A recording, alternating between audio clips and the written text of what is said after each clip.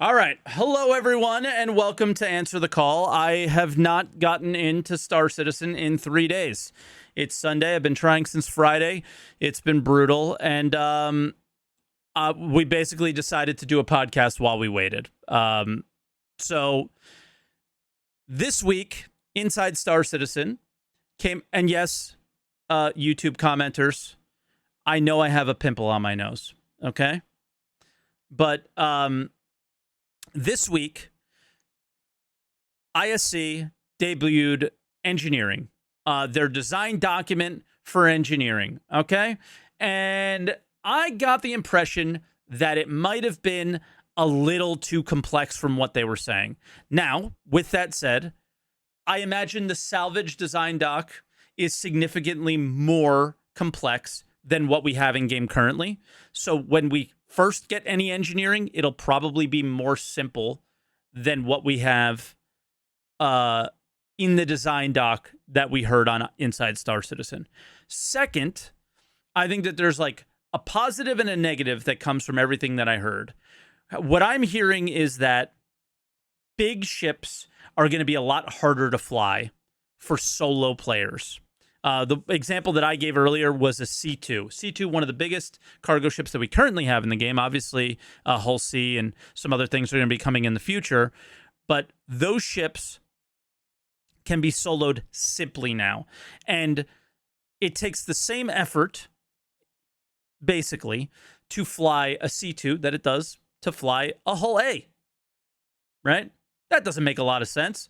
So this complexity that they're adding there, I think is going to add some complexity to the game in a good way to maybe create some balance around that feature or those types of features, right? Big ships should be a little bit more complicated.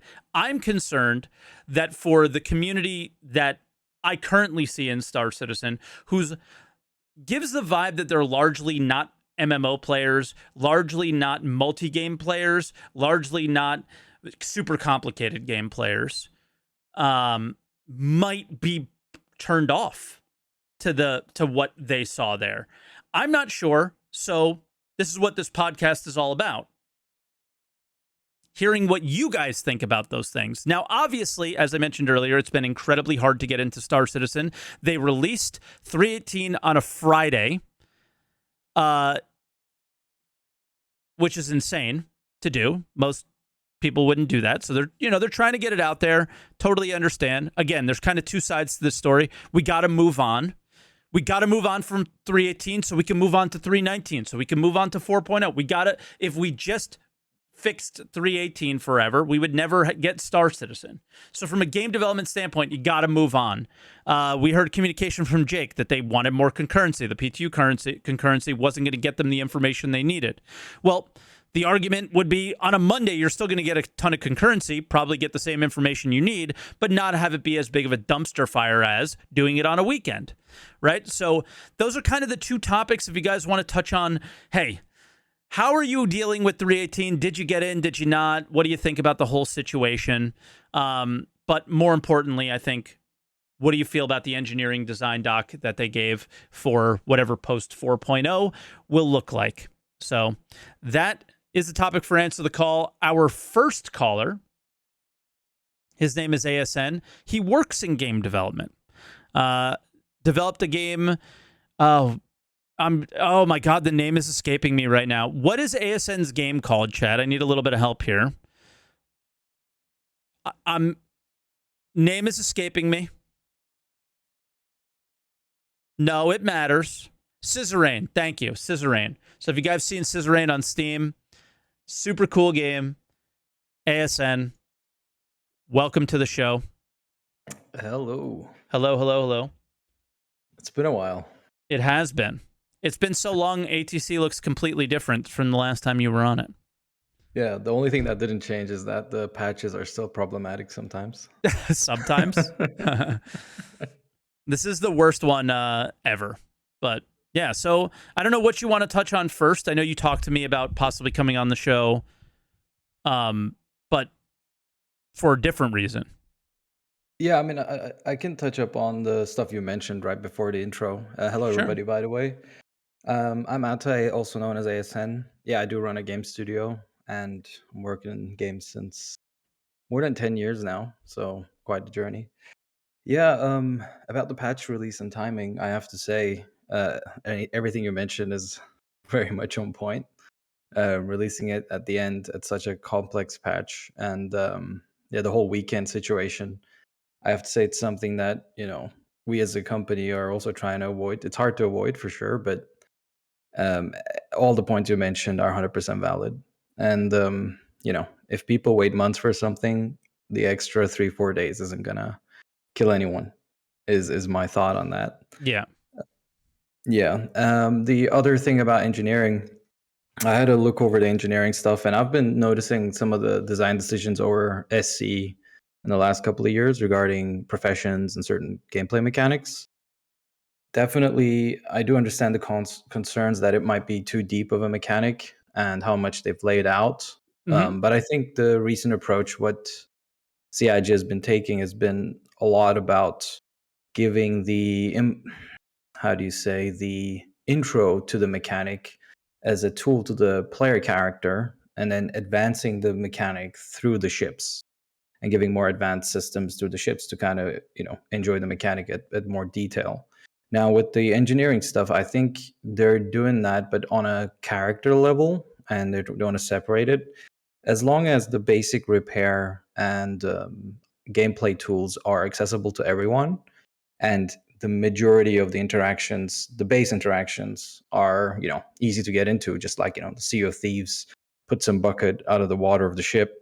I think that's a good way to enter into any type of repair and engineering mechanics, or tuning mechanics, something that's simple and easy to get into, that's easy to interface.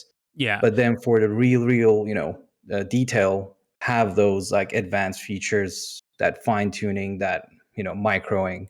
I think that's a good approach for these types of games. How I imagine the explanation that they made about like hot and cold, and okay, if something's a little too hot, using a fire extinguisher to cool it down is more simple. Yeah, Like, I think that that stuff is that's is like easy to seems get. Yeah, fine. Yeah. Some of the other stuff, like all the roles, and you would have access to this and do this and tuning and all these other things. yeah. I mean, that's a fine point. I think it all goes back into like, for any profession or system to be approached as something that players can actually go deep into, it needs to have complex systems behind it. Yeah. And I think it's about catering to, okay, you want the ease of access of any player to be able to just quickly, get a wrench and repair a component. But then you also want a player whose entire RP and whose entire character profile is based on repairing complex components to have that advanced mechanic attached to it, because that Hmm. player is kind of, really interested in that part of the game. And this is one thing that, SC is trying to do, like trying to do everything at once and at high detail, which is, one of the reasons why everything's super complicated and takes time. But I like the approach of like, hey, here are some basic things. Everybody kind of gets them. But then for the people who want to turn this into their main game profession, be it, the main engineer on board who wants to know every component, knows exactly how to repair them, knows the in and outs and the corridors of the ships the best, so has a certain specialty at a certain ship, for example. It gets really interesting, especially for larger ships, because a lot of the time the argument was that the larger ships would be more advantageous, especially by non-SC players. It's seen as like, oh, the bigger the ship is, the more stronger you are. These Hmm. types of systems are actually countering that notion that, hey, larger ship doesn't mean it's easier. It's just more complex to manage. You need more people, and there's a lot of downsides to it now mechanically as well that you Sure. need to maintain. Yeah. And like that's where I think it will work in. And it's always been the communication that they've given. Like anytime that they've talked about, oh, well, what makes the mole different from the prospector, right? And it's like, Mm. well, the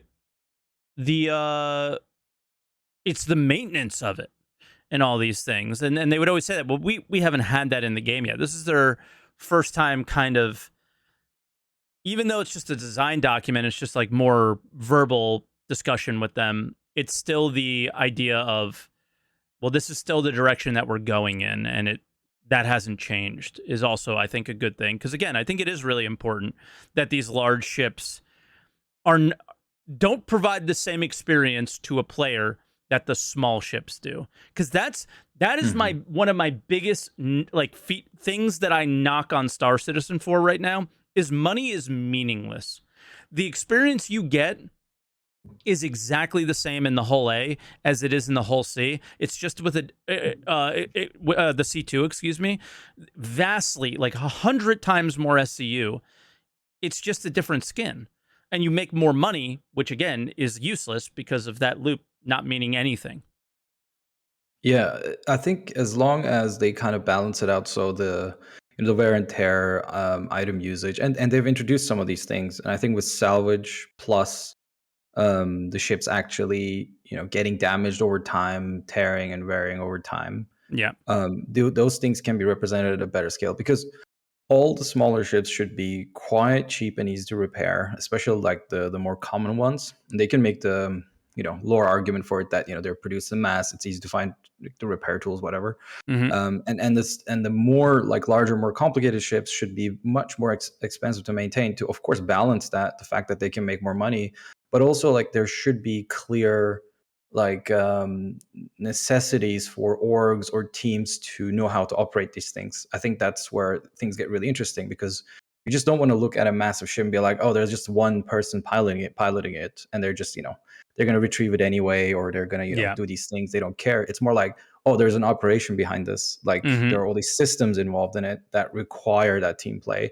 And if that team play fails, that machine should be mostly useless as well, right? I think the game should also go to that direction where it actively has disadvantageous elements for certain crews not manning those ships well. So Agreed. like a smaller, well maintained, group of fighters can take it out at that time, or can outperform if it's an industrial Yeah. productivity ship or something. If you've ever played like Pulsar Lost Colony or Barotrauma, I think Barotrauma is almost too complicated for Yeah, Star Citizen, but like to some extent that would be a good thing. I'm going to jump in real quick because CIG, I kind of knew this was coming. I asked, and CIG made a post on their status page. So just kind of notifying everyone about that. It's now status instead of partial outage is major outage. And they said, since the launch of Alpha 3.18, our teams have been monitoring a number of issues and have been encountering while attempting when logging in. These have primarily manifested in the form of 19,000 and 3 errors and a mix of 19,004 with other similar codes. While monitoring those issues, the team has been able to tune and make adjustments to the entitlement processing flow to ensure the large portion of player attempts were still successful and able to make it to the PU. However, at a point in the early morning UTC, the environment entered into a state which would require a more disruptive recovery process. As of 1300 UTC, the environment has been in the process of recovering from a state that it was in, but we wanted to advise that while its recovery is in progress, players will experience periods of extreme difficulty getting into the PU. We expect players to see a mix of errors from the 19K, 30K, and 60K ranges. All right, so major outage, no bueno. So, all right, back to you, SN. I'm sorry about that. This just reminded me of the 2.0 launch for some reason. Just went back a bit. Bro, this is worse. Because like I can't even log in. I can't even get to the menu. We were able to get to the menu before. Maybe they should have like upped the stability and accessibility of Star Marine and Arena Commander for these types of cases, so people can actually play those modes for once in between while this is going on. Yeah, I mean that's what is happening. If you are able to get to the menu, people are playing Star Marine. They're saying there's full lobbies. So that's a good thing for the Star Marine devs, right? They're going to get more concurrency than they normally get. So good data for them. Yeah, definitely. Yeah, very like going back to the mechanics side. I have to say I still appreciate how much detail the devs are going for and the advanced scale of things. Mm-hmm. Specifically, looking at in the general games market and these types of hardcore games, I feel like it does fall into the more hardcore sim aspect. But the cool thing with SC always was, and I think they should really stick to that core, is like your character should be able to access a lot of things easily. Hmm. But then if you want to specialize, the mechanics should advance in those specializations of professions or certain things. I think that's where the magic will happen, because then you can still draw like a larger crowd who are just interested in sci-fi, but then find those really, really hardcore fans who can enjoy those advanced mechanics. And I'm Hmm. also super glad that Salvage is making its way, right? I have to say that each time a gameplay mechanic is introduced, the game makes just more sense to me of what it was promised to be. So I just hope the servers are running so you can, enjoy. And I'll also check it out because I want to see Salvage. Same. Salvage is like what is already Salvage, I think is quite fun. Just when you start getting into the reclaimer side things, it feels multi-crew. It feels like you're working together as a crew. It's a cool feeling. I really enjoy it. So I hope you can get in and play it as well, because I've already had my fun with that experience, and I'm more ready for like 319 when it comes to that stuff, because you see the base that they've created, and then 319 with salvage missions and these possible like PvP scenarios with it. It can only get better from here, is where I'm at with that. But I don't know. Other than Yeah, I that, is there mean, anything else you want to mm, add? I think we're around 10 minutes. yeah. Just I'm glad that you're going full time soon. I have to congratulate you, and it's been Oh a yeah. long The journey. the YouTube audience probably has no idea about that, so maybe I should kind of give some kind of clues there. I told one of my bosses, I haven't officially put in any notice yet, but at the end of April, I'm gonna try. We're gonna take the leap into the deep end with you guys. So I never do this, but on YouTube, there's a join button. Now when it kind of counts. If you guys are enjoying the content, that's always an option to support as well. But uh, our situation is pretty stable financially, based off of everything that's there. And I don't include like tips or bits or things like that necessarily. Just from Twitch and just from the current state that I have YouTube before 318 went live, and everything. So this was a decision I made before things are kind of hype as they are now. But I'm really excited for it, to jump in and have an opportunity to try something that I've always wanted to do. And um, now the fingers crossed that it's like I leave there extremely amicably, and I'm able to come back if I need be, because I wouldn't do it unless that was the case. Yeah, all I'm gonna say is I'll be supporting you, and I will stay subscribed for a long period. Well, thank you. Yep, I thanks for love having my me. job. I love my job. It's just this is such a cool opportunity that might be a lot of fun. So I want to give it a try. So yeah. But ASN, thank Awesome, you. thanks. Good luck on your future ventures, which I don't think are at all public yet, right? I know you're working Uh, on other things. You'd mentioned it the we last we time. did we did soft announce our new game. That's Did you? yeah. We actually Rock Paper Shotgun covered it with an article as well. It's very early days. I mean, but I think you've heard that word before in game development. I have, but you can give the name so people could check it out. Please. It's we're making a new game called The Conformist, which is set as as a prequel of Suzerain. It's a semi Okay. sandbox RPG game set in the same universe, at the same capital city, in the same country that you played Suzerain in. And we play a citizen who's a propagandist who tries to change the city and the elections that are coming up. So Sick. quite social impact and a societal and political type of game. If people know Disco Elysium, we have some inspirations from them, but also we have our own very unique twist. So if you're interested, yeah. Nice. Nice. All right. Thank you for your time. Thank Enjoy, you. hopefully, 318. I will. I will get to eventually. It's all good. I'm excited. But ASN, All thank you right. as Take always for care. your insights. And yeah, dude, I can't agree more with everything you said so far. So awesome. Thank you so much. Take care. Bye. Bye. All right, our next caller is Gamers Cafe. But before I bring him in, each time before we switch to the callers, we're going to try and get past this 19,003 error. That's my desktop. This is the game. So I'm gonna always try to log in and try to get past it. And then while I'm doing that, that gives me the opportunity to fix the scene to add the new camera for you guys. for gamers, or not the new camera, but it gives a gamer's name on the screen under colors. So gamers, you're here. I can hear you. Can you hear me? I can hear you. How are you, Mike? I hear you great. I'm glad you're doing well. So on the two subjects, we obviously got the engineering, we got the launching into the game. How you feeling about all this?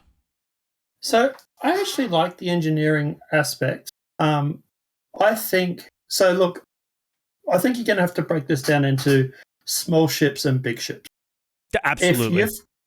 If you've got like a small ship, like an Aurora, or even maybe up to maybe something like a Star Runner sort of size, I think you're going to probably be able to get away with maybe having an engineer who's average at best, who's able to bang a few pipes together and get the thing working, figuratively speaking. Sure. But I think this engineering gameplay comes into it when it comes into the ships, like the Krakens, the Javelins, the Idrises, what about what about a Constellation? I feel like it's really going to come into play there as well. Constellation, I think you might be able to get away with sort of like a medium sort of. I think, and this is what they've always said, right? They said there's going to be levels when it comes to your engineer. Your good engineers are going to be the ones that you prize.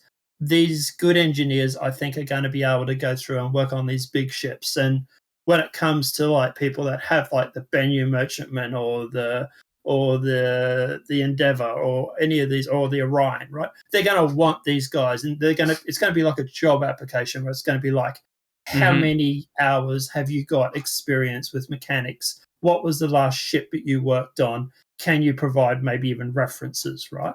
Oh my God, that's insane. But you know what I mean? Like, that's what I'm saying. Like, this is so overcomplicated. Like, the fact that you could get to that point freaks me out a little bit. Like think of like the average player that plays Star Citizen. I love the idea that you can take it to that level. Yeah. But does it need to? But do you think the average player is going to be kicking around with an Idris? Probably not, right? And that's I would agree. And that's where I think it's going to be different, right? That's where I think they're going to make it so that your single ships or your small ships, like like your 1, your 2, your 3, maybe 4-man ships, you're going to be able to get around with just the basic knowledge, like, hey, something's on fire, put it out, the basic stuff. But when it gets into the things like the Idrises, the Javelins, they've always said these ships are supposed to be like org ships. Like, I think the Idris was it like 24 or 30 crew members or something for a minimum crew? Yeah, like, for minimum, right? And then like upwards of like 90 for max or some shit? 80, I think it's 80 or something. Or like, is it the Javelin needs 80 minimum crew or whatever? Yeah. So at the end of the day, you're going to have these big ships that are going to need, and like I say, it's going to be like a job application. What ship did you last serve on? Can I get in contact with them and find out if you're any good? Oh my God! And even the name of the ship. So the name of the ship will be relevant. If the ship has a good reputation, then you're coming with good references. Yeah, like I've got a Bennu Merchantman, right? I'm going to be making sure that the mechanic that works on my ship is going to be in top. It's going to be like a car. What's the name of your Bennu Merchantman so we can remember? This is important. I haven't named it yet. I haven't named it yet. Okay. But you're going to be like, don't go and serve on his ship. He's going to grill you. But, like, it's going to be like cars. Like, you get your cheap cars and stuff like that. And, you can take it to a mechanic and, they'll be able to, fix a few things and get it back working. But your luxury cars, your high-end cars, you're going to obviously want to take them to dearer mechanics, right? It's going to be the same thing with your engineering. It's going to be like, hey, like, you're a good engineer. I will pay X amount for you to come and work on my ship. But here's my question for you.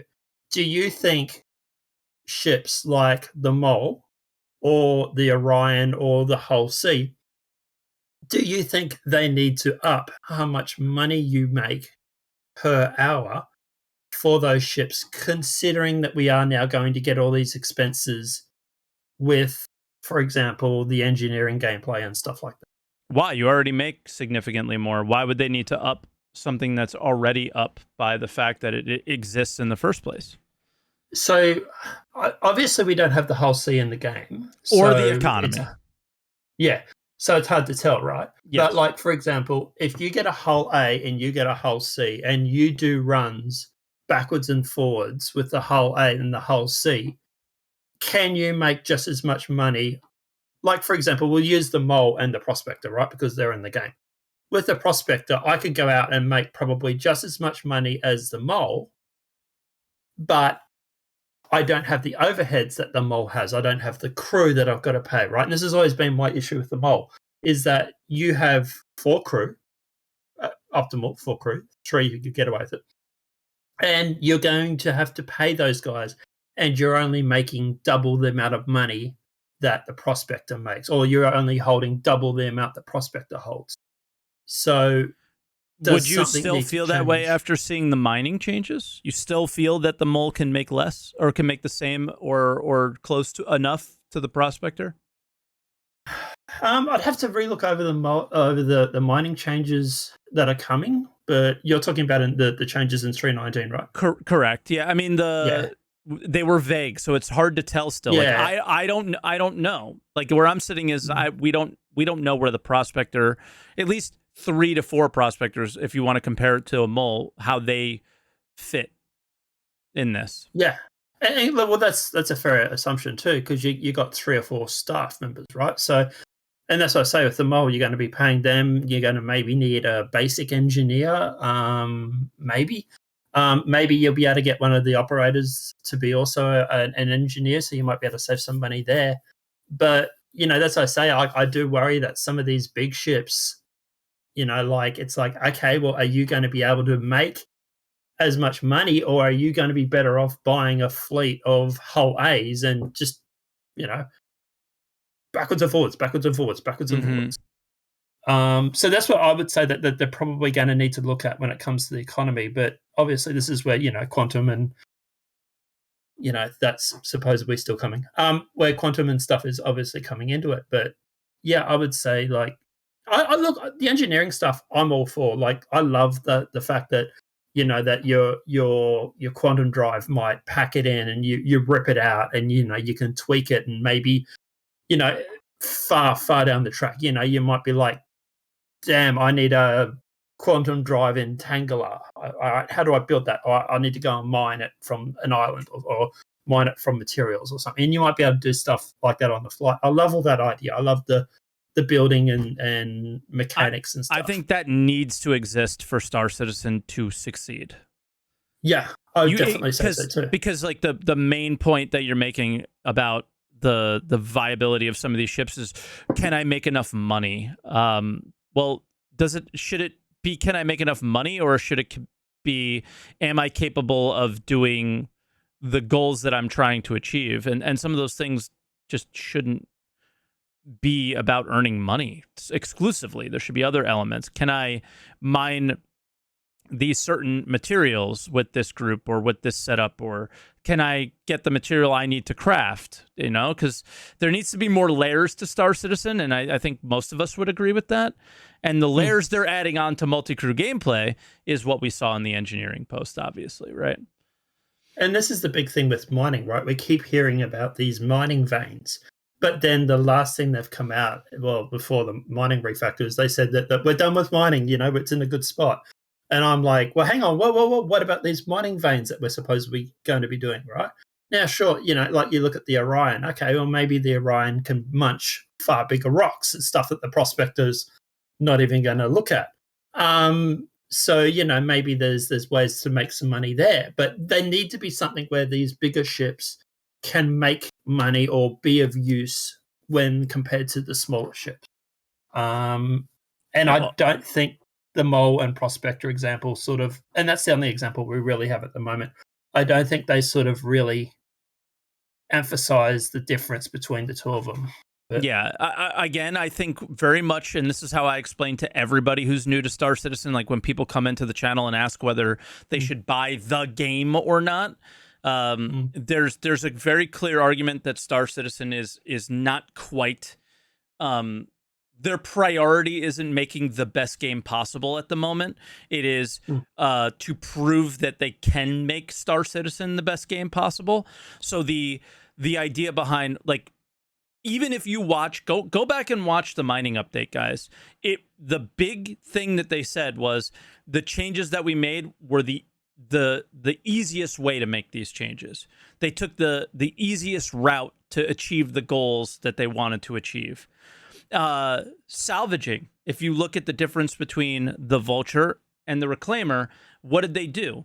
They tweaked a couple numbers and just made the Reclaimer extract faster. That's it. They made simple changes, uncomplicated, uncomplex changes, because at the moment it is not a priority to make the video game the best game it possibly can be. It's just to prove that they can. That's it. That's what PES is all about. That's what server meshing is all about. All that stuff. The priority on those is just to get there. So to think that we're going to be there, engineering falls into the same boat as this. And look, and obviously that's the whole idea of an alpha, right? So, as you know, I do game modding. I've done a lot of game modding. I've been game modding for 20 years. Okay. With an alpha, the thing that you do, and you go through and you basically throw a whole bunch of mechanics into the game. You get them all gelling, you get them all working, and then you start fine tuning. Yeah. So, like I say, it's not something I'm terribly worried about. But it is something that obviously is sort of like creeping into the back of my mind. It's like, well, hey, all these big ships that, you and I and the other people are spending hundreds of dollars on, Bennu Measurement, for example. Is it going to be a case of, well, this ship is able to do stuff that the smaller ships can't do? Is it able to make more money? Yeah, there's a whole bunch of stuff that, yeah. And as for me, I'm playing Loading Simulator just as much as you, so I've been trying the whole time that you've been trying, and I'm still stuck at I'm at 1903. I'm also at 1903. I just restarted my launcher as we speak. Yeah, it is what it is. As for the obviously the errors, and look, obviously it's not great that we all can't get into the game, but to reaffirm what you said earlier, it also just shows how much hype and how much popularity is in this game. It's so exciting. I know I have the bias of a content creator. I've had more viewers today outside of a watch party for CitizenCon than I've ever had without a host or a raid. A huge host or a raid. And all I've done is try to get into the menu. A lot of people are interested. It's very exciting. It's got to be exciting for the devs too, that more people are trying and wanted to play 318 than they initially anticipated. That's great. And it also must be really, really concerning for something that's like, for example, Starfield or these bigger companies, because obviously the mainstream media keeps mainstream game media keeps attacking Star Citizen. This game's never going to come out. This game's not going to be popular. They keep trying all these catchphrases and these sound bites, and then we get 318 and we can't join it because the amount of people that are trying to join it is crashing servers. And I will say, for everybody that's sitting there going like, oh, Star Citizen can't even get the servers up. I used to play Destiny. It took about a week sometimes for a new DLC for like Bungie's Destiny to come out and to be fully working. I've sat on like Destiny, like DLC. So what happens with Destiny, right? When it drops is there's raids and there's obviously a minimum light level. It's a rush to get the light level so that you can do the raid, so that you can be the first to do the raid. Mm-hmm. And there was like comps between like raid teams and stuff. And I ran one of the raid teams. And basically, everybody would be trying to get in because they want to get the light up so they could do the raid, so they could be the first to do it. And try and figure out how to do it. And look, I've sat on the Destiny home screen on an Xbox for 4 or 5 hours one night, just refreshing, just trying to get in. And it took days for Bungie to fix that. I think it was with the Dark Below or the Taken King, one of those. And so, like I say, even the mainstream games, like corporations like Bungie and 343 or like Call of Duties has had the same problem. Battlefield has had the same problem. Like it's not something that's just Star Citizen. It's all major companies are suffering from this. So, but yeah. All right, gamers. We got a bunch in the queue, so I'm going to let you go. But I appreciate your thoughts and everything. No, anytime, Mike. Have a great night, buddy. You too. All right, so he's out. Space Monkey Business is in. I spelled your name correctly on the scene this time. I swear. Hopefully. How's it going? I'm good. I've seen you had a lot of fun with Emmy, and it's really entertaining. It's really cool to see that. By the way, have you tried this? No, just. I think let's a Reezer enjoyer, I see. No. Let's start with the situation you are in, and we are all in. I think from my point of view, it's fine. I mean, as Gamers Cafe already mentioned before, name one big online game in the last months or years who hadn't had any issues with launching a patch, or not a patch, but a release in general. So we're used to it. We are sadly used to it. I'm totally relaxed about it. I have no problems with that situation at all. What about releasing it on a Friday? Seems kind of silly. Yeah, that's a point, and I would also agree with you. That's a bad timing. I mean, simply from the point of support, you can say maybe those guys who actually could fix that easier are maybe they have worked like 60 hours already in the weekend. They want to have a weekend, and now they can't come in and fix that issue. So strategically wrong. I would also shift it to the Monday, because especially with that patch, because there's a lot of things that changed in the background. Yeah. I would agree with the Friday is a bad date. So engineering. Oh god, I have got a lot of points. He wrote notes down. Oh yeah. I'm sorry. No, just kidding. It's not that much. I think let's start with the recap of the video. Okay. And I would say they dropped a lot of terms, a lot of values. And what I would hope for one of the next videos, and a general feedback to that, would be maybe talk about that stuff in like gameplay scenarios. Because when you drop all those values, it doesn't tell you a cohesive story about what you could expect as an engineer. So things I wrote down is, what kind of progression could that offer? So are there any tools you could get, like in an engineering reputation, that help you to do things better? Are there like ship certifications? Because what Gamers Cafe already mentioned as well was like, how do you, maybe you are not allowed to be the engineer on some types of ships. You have to earn unless you have a certain reputation that you did through missions that you had to do on a random NPC ship. Okay. I mean, that would be one way to introduce some kind of progression. I like that idea. Yeah.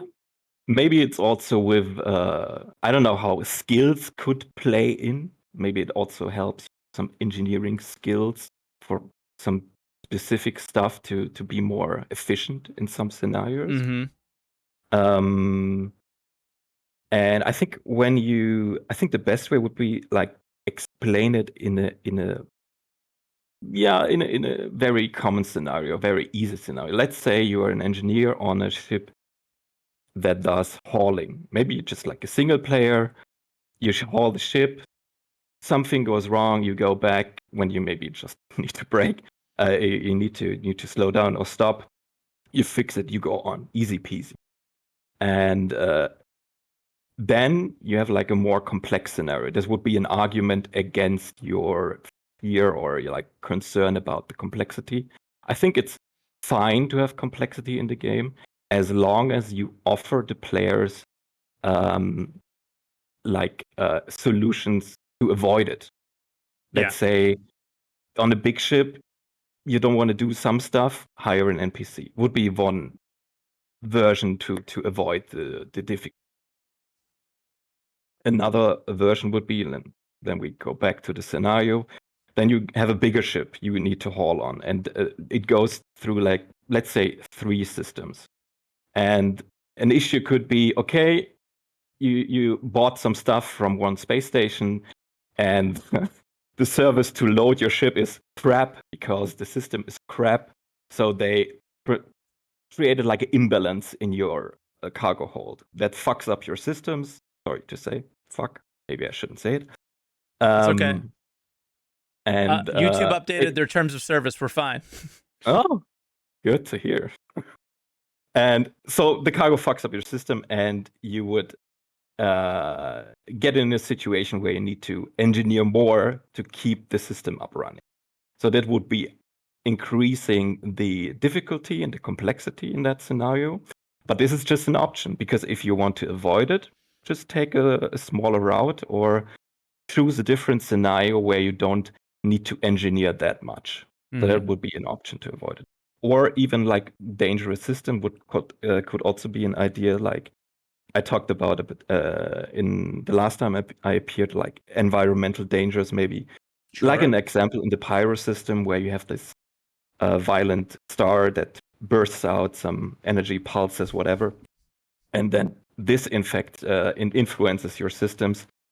If you go in that system, you have definitely a harder job as an engineer.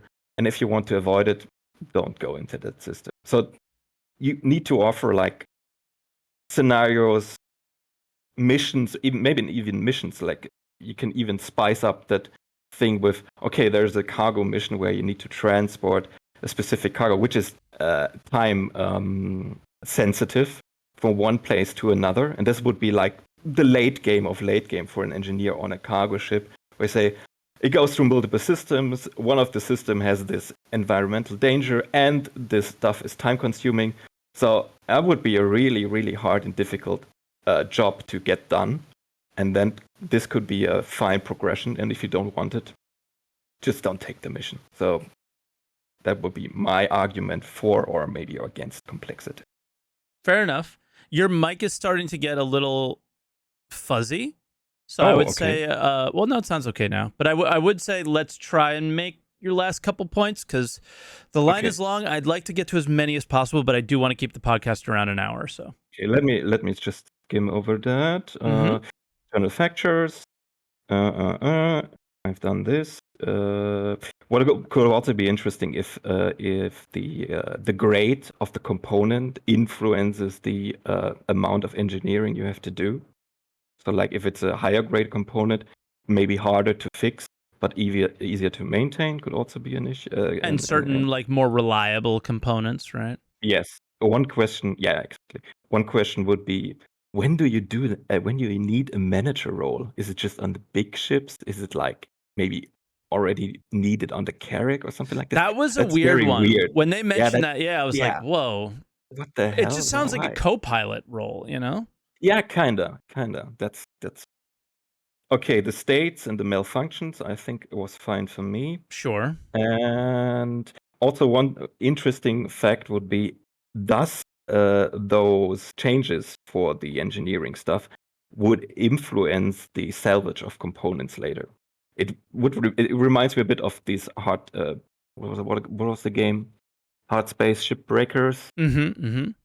That if you want to extract one component, you need to do those 10 steps before. So this could be also interesting if this is getting influenced by this. I have 2 more off-topic points. Just short ones before we can stop. Go for it. Before you go to the next one. Go for it. One thing, it is a bit off-topic because it is about the other game, Squadron 42. Because when you look on the roadmap, there's one guy who invented a tool called Shiny Tracker. Okay. And I just look in this because it also fetches the changes on the items on the roadmap. And what I've seen is that they actually the extension of the chapters is getting really small now. So it's maybe a good indicator that they are finishing all the chapters of Squadron 42. And the other thing would be the visual storytelling of the 2 videos we got from the drop of the 2 new chips, I think they're getting better and better at that, and that it's a really good sign for the maybe the visual storytelling of Squadron 42. I know that you're not that interested in it, but It's not that I'm not interested. I love Wing Commander games. It's just me too. It's the clear thing that's in the way of the game that I am more interested in. The question would be, and maybe it is one question you could also answer, is what do you think about, will they stop developing Squadron 42 and shift a lot of resources to Star Citizen and finish that? Or do you think they will continue with Squadron 42? Because the second option for me would be... They will continue, but they will not continue with some of the key feature teams that moved over there to help finish it up. Like the foundations that they'll have, like for example, the vehicle experience team is over there working on the general flight experience, the basic way we fly our ships now. That is not a thing that needs to happen in the future. They could focus on balancing and adding and improving the PU. Same with the actors feature team, right? Like all those teams don't need to be over there anymore. And those are all power mount teams to the future of the PU. But don't I have also like an additional team for the Squadron 42 ships? Maybe they could also get over to Star Citizen and finish the... Yeah, there might be like more ship, backlog. the ship backlog and things like that might improve as well. But now we've gotten so far off topic, I would say. Yeah, sorry. This was just... Of course. Now go to the next one. Of course, we'll leave you here. But Space, I spelled your name right. I enjoyed your call 2 weeks in a row. All right. And thank you so much for coming on. I really appreciate it because, hey. Enjoy. You're the best. You got the show going, so thank you. Oh, thank you. Later, man. See ya. All right, our next caller is Nick. Hey, it's Nick. What's up, bud? Hello, hey, how's it going? It is going in a direction. Yep. What do you want to touch on? Do you want to touch on engineering? You want to touch on how did you get in game yet? I was able to get in game like immediately. I had like a 5-minute queue, and then up until today, I was able to get in with no issues. Today, I'm experiencing the 16,000 errors trying to load in, which is now just the major outage. Gotcha. But yeah, I was able to get in. Can I say I hate you? I've had 0 issues. You hate me because I was able to get in? I'm envious. I don't hate you. I love you, but I'm envious. Can I say that? Yeah, no, it sucks that like it's like hit or miss for some people being able to get in, some people's others. It really seems it's just picking accounts at random. Like some connections are corrupted and some are good. It's so weird how it happened like that. But outside of that, I can't really comment on why that is, but it just is. It's such a weird thing to have happen. And I kind of want to touch on the engineering bit before I get into the that side of things. Sure. So I want to talk about the engineering side of things, and I just want to say that like I'm glad they're finally like designing out the systems and fleshing it out. But for what I've been hearing about all the engineer systems, I like how in depth they're going, but I'm really concerned about if it's going to feel more like oh no, that thing broke again and again and again. And you gotta keep like going back to like fix these small little things, and it's just I'm really concerned about it feeling more like a hindrance and an annoyance than an actual fun game loop that's people actually want to like do. Yeah, I mean it could be there. Like everything in game could be annoying to somebody, but like one man's trash is another man's treasure. That's very true. Yeah. But that is my concern about it, is that they kind of made it so... Here's the thing that the video implies.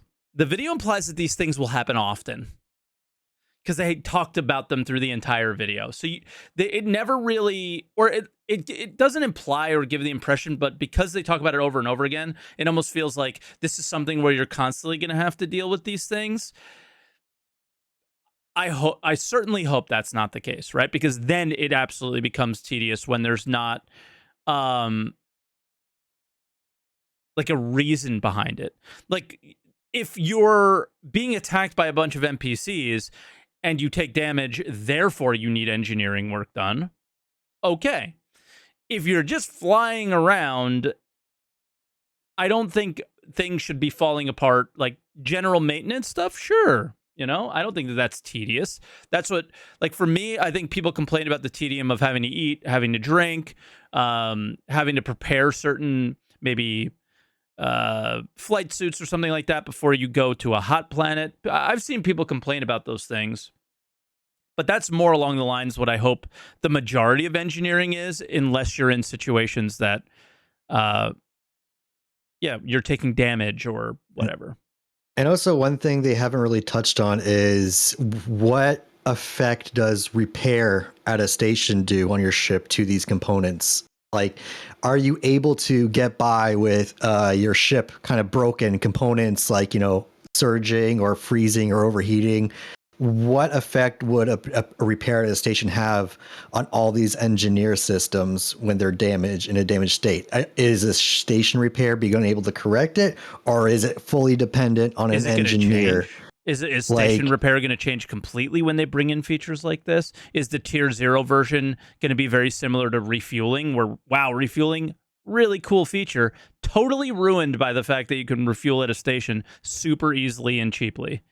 Right. Like that's a whole other system that like ties into the engineer system. Is like if all these components are breaking or they're just not performing at max probability, like max proficiency, can I just get by it by just going to a station, hitting repair, and going next? Don't need to deal with that. Yeah, it's already repaired at the station. I just paid X amount of money, waited some time, and it's done. I hope they kind of do a mix of both, where it's just like a high cost, whatever, but also at the same time, it's just like, oh, with this component, you actually have to replace it yourself. Like you can't get by with just paying our service fee for it. Like some things you'd actually have to get in and do. Yeah. I like the idea of actually having someone on a console managing things, micromanaging things. I think that'd be really great for co-pilots to do in, say, like the Scorpius. Sure. Yeah. To be able to manage. Which one? Which Scorpius? Pick one. Just flip a coin. That's Scorpius. The 1-button Scorpius or the 2-button Scorpius? Which one? Preferably the 2-button Scorpius. I think having a 3rd button would be a lot better. The 1-button Scorpius, at least you have to like move your mouse around and aim. The 2-button Scorpius, not so much. Or at least turn the 1-button Scorpius into a 2-button Scorpius and the 2-button Scorpius into a 3-button Scorpius, making the gameplay range for the co-pilot much wider and much better. Very exciting. True. I think you're being able something. You work in marketing?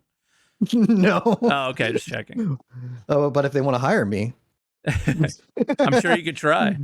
But the one thing I feel that it would be good for the co-pilot to actually go in and to balance and manage these systems to get the most performance out of a fighter that have like the heavy fighters that have the 2-seaters. I think that would be a really cool like mini game for the co-pilot to play if they can't have a turret or they got to wait for an EMP or a QED to charge. Just giving something to do in the downtime, especially in the middle of a fight, would be at least mildly better than what we have now for co-pilots. Yeah. Like a more complex capacitor system. Like a more complex, something like that. Just something more complex where they actually got to reroute power and stuff and, take care of like surges and undervolts and all that. Sure. I think that would be entertaining, but I'm excited to see that coming eventually, and hopefully it does touch on all ships, including small and heavy fighters. Now, I want to talk about the major issues that we're facing this weekend with the major outage insanity that we're dealing with. I am really confused on why CIG decided to push out this update on a Friday evening. When Thursday, they aimed for Thursday, they missed Thursday. They then missed Friday morning, which they said, okay, that's our backup. Friday morning, we'll get it. Okay, Friday morning, they'll have all staff on deck. If things go wrong, they'll have the rest of the day to like deal with it. They didn't push it out until like the end of the day when most of the studios were like getting out for the day. Like the EU studios are already done for the day. It was getting late for the Austin studios. It made zero sense in my mind on why they pushed the update Friday night. Like, for me, I think if it got to that point, they should have just waited until Monday when they had the whole staff like on deck, regular work hours, no overtime, no grinding, no burnout, like no extra stress. I feel like what is happening this weekend, while I really I'm really kind of happy in a way that these devs are as passionate as they are to work all weekend.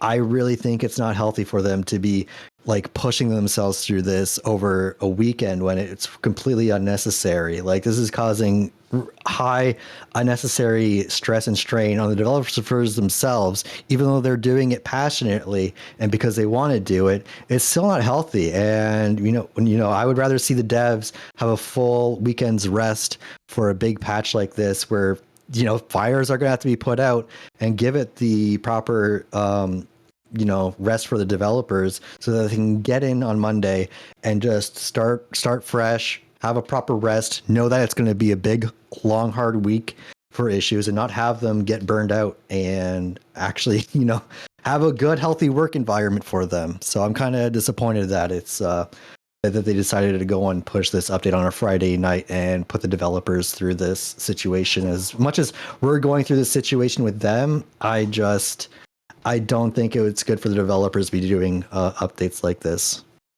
Yeah, I mean, it just doesn't seem to make a whole lot of sense, but I don't know. Like, is it mandatory overtime? Is it not? Like, I don't think it's like our place to just be like, yeah, like, I don't know.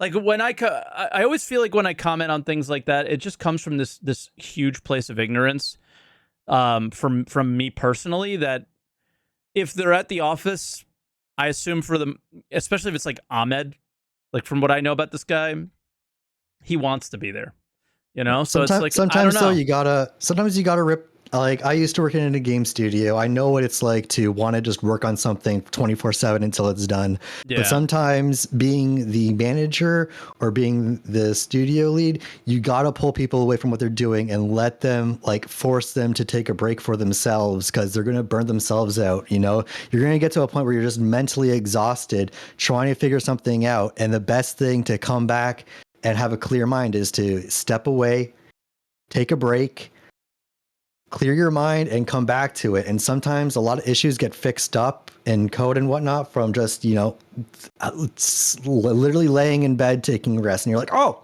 that's how I fix that. I think it's right now, it's just like, as much as I respect the passion for the developers, I think they should have let the developers have the weekend off and have us wait an extra few days so that we could all come in and start Monday. Yeah, I mean, it would have been better. And this is coming from someone who's a week from today, I'll be on vacation for a week, cannot play the game.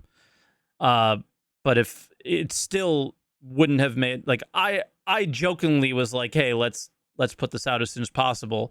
But like, someone in Twitch chat was like, you get what you cry for. Like, I didn't see too many people like begging for this thing to come out and like crying. Like, this is different than what,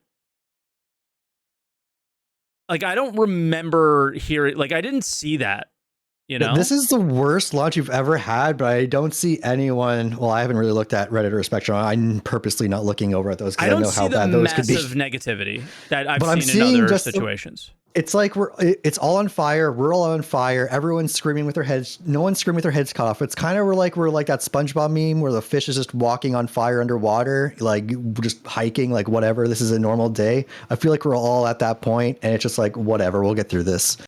No, we're all like melancholy about it. Yeah, but hey, I don't know. Is there anything else you want to add? I'm actually just for the people in the queue, I'm actually going to try to get to everybody as best I can. There's, how many are behind Nick? 1, 2, 3, 4, 5. If you're in the green room, I'm definitely not getting to you because there's still 5 left, but I'm going to try to keep the calls relatively short from here on out. Okay. Because I was actually going to stop with sharks, and let everyone know. So Just kind of programming note there. But Nick, I know you create content and stuff like that, so you want to share what you do, who you are, where people can find you? Yeah, I stream off and on at Twitch TV/Hey It's Nick with the 2 Ys, not 1. And yeah, I'm not regular, but I pop in on a lot of other content creator streams here and there. And, you know, I just try to have a fun time with whoever I play with. So yeah, if you want to check me out there. Yeah. And if I don't know who you are, like, if I don't, like, I know Nick, if I don't know you and you happen to stream as well, feel free to give yourself a shout out. It's no big deal. It's what the podcast is all about. It's about, you know, letting other people know who you are and all that stuff. So don't be afraid to, okay? Nick, thank you so much. I appreciate it. And yeah, we'll catch you soon. Hopefully in 318 we come across Hopefully each in 318. Yep, yeah. I'll like to go mining with you or something. Hell yeah, that'll be sick. All right, brother. Talk to you soon. All right, bye. Bye. All right, and our next caller is Sharkbite. Shark, can you hear me? Uh-oh. Oh, I see he's got his cam on. Here we go. Shark, hold up. I'll get everything set up for you for cam, but I can't hear your mic yet. Oh, there we go. Sorry, I had push to talk on. Oh, no problem. I got you now. So what do you want to start with here? So I guess first of all, I'm Sharkspite. I'm a blacksmith. If you want to find me on Instagram, it's at Sharkspite Forge. I stream on YouTube a little bit. Also at Sharkspite. Yeah, so that's me. On YouTube, most of the time, I make short videos like your ship's floating in the hangar. Here's how you fix that bug. Like a 1 or 2 minute video on how to fix that. I made a tutorial on how to use like the issue council. Dipped my toe into the water on the whole Pirates versus Care Bears thing. That was my biggest Star Citizen video so far. Nice. Okay. Love it. But yeah, other than that, I actually got into PTU, and I just want to give you a little bit of copium. Just like when you have super slow internet dial-up or whatever, when you don't have a good connection or your Wi-Fi is super slow.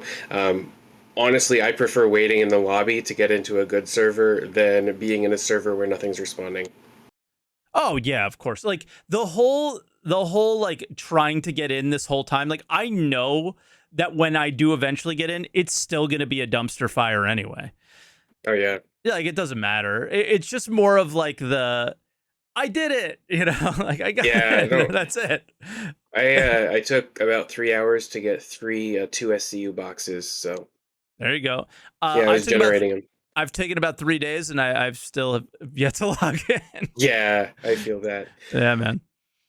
So as far as the engineering gameplay is concerned, I've actually worked in engineering, and so like my first thought was like, oh, well, if I like get into tuning, I'll just write up some procedures on how other people can tune their ships. Okay. And did you get that vibe from this at all? A little bit, yeah. So the tuning thing, where I saw that really going was basically like. You could imagine someone like setting up either an outpost or parking their ship, whatever ship it is, on a planet and say, hey, I'm at this landing zone, guys, bring your ships by and I'll tune your ship for you based on what they're looking for. That's kind of where I see that one going. Mm-hmm. Okay. And then I think the repair engineer for like any ships that have interiors, that's probably going to be the co-pilot or gunner's job, unless it's a ship that has more than 2 seats. And same thing with like the manager. That's probably just going to be like, hey, it's Nick was saying, the third job for the third button for your other pilot in your Scorpius. Yeah. Yeah. Do you feel like what are your thoughts on like my concerns maybe about it being maybe a little overcomplicated for the more casual player base, which feels like it is the majority of the player base of Star Citizen at this time? Although I think the less casual player base is actually waiting in the wings for the game to be more complex and be more interesting. So what I wrote down, because I took notes too, was that I think that the default of it, I don't know if you've ever read the book Nudge. Sorry, you're good. You're good. I took your Okay. camera off for a second by accident. No worries. There's this book called Nudge. It's a really good book for just about anyone, but especially if you're in any kind of like design or engineering, or just like if you have kids or students and you want to help them to do better in whatever they're doing. The default should always be like, it'll function at this level. It's the best for the most people. But if you want to get more complex, then you can. And so I think what we're going to see, like with going to the station and repairing, it will repair it to whatever state it was at, but if you haven't had it tuned, you're not going to have access to the higher level stuff. If you have like two equally skilled racers or two equally skilled fighters, then the one who has a better tuning setup will do better. Yeah, I mean, that would be so cool. Like a Formula One race, you know, that getting the right setup is the key sometimes for good qualifying or better race pace and all those things, better tire degradation, all that stuff. All that matters for the testing that they do right before the race for that specific track, that specific situation, right?